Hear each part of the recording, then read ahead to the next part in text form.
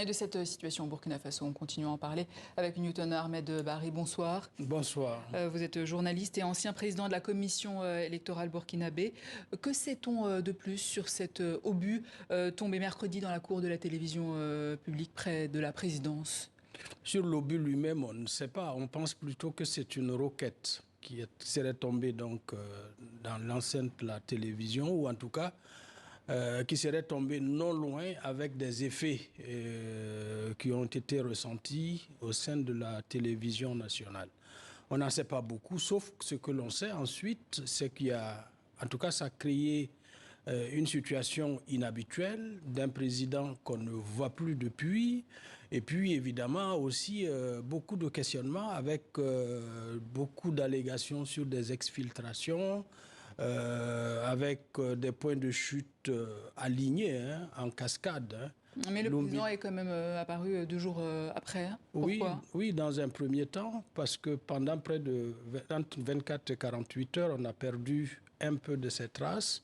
Et puis il est réapparu une première fois un vendredi, ensuite le dimanche, le jour de la prière de l'Eïd. Il est apparu comme il n'a pas l'habitude de paraître, parce que c'est quand même quelqu'un qui est extrêmement bien gardé. Et en général, dans ces cas de situation-là, un président ne se déplace jamais sans ce qu'ils appellent la mallette de sécurité. Si vous regardez un peu la sécurité des présidents, vous allez toujours voir 2 personnes qui tiennent 2 mallettes noires, qui sont des éléments de sécurité. Et pour la première fois, on l'a vu dans une situation un peu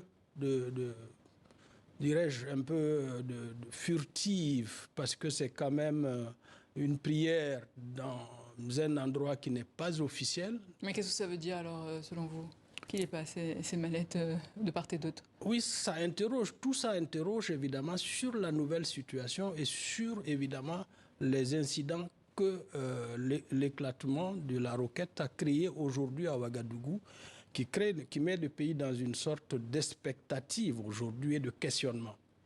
La semaine dernière, une attaque djihadiste a visé Mansilla, dans le nord-est du pays. Avez-vous davantage d'informations sur le bilan? C'était un détachement d'environ 150 éléments militaires et l'attaque a eu lieu le 11 et tous les 150 éléments du détachement, en fait, on a perdu contact avec eux. Et ensuite, aujourd'hui, il y a un certain nombre de communications, mais ce sont des communications davantage qui viennent des groupes du GATT qui a attaqué Mansilla plutôt que du côté des officiels ou d'autres sources indépendantes. Donc la seule source que nous avons aujourd'hui, c'est la source GATT, donc c'est-à-dire le groupe armé terroriste qui a attaqué Mansilla, qui parle de 107 soldats tués, qui fait la liste évidemment du matériel militaire qu'ils ont ravi et qui présente 7 otages militaires qu'ils ont capturés pendant cette attaque. Jusqu'à présent, du côté officiel, il n'y a pas de communication. On sait simplement qu'il y a eu un déploiement d'hélicoptères pour aller ramasser le reste des militaires. Combien ont-ils ramassé jusqu'à présent? Et comme d'habitude, on ne communique pas sur les pertes. Alors en septembre prochain, cela fera 2 ans que le capitaine Traoré est au pouvoir. Si on devait dresser un bilan sécuritaire, quel serait-il selon vous?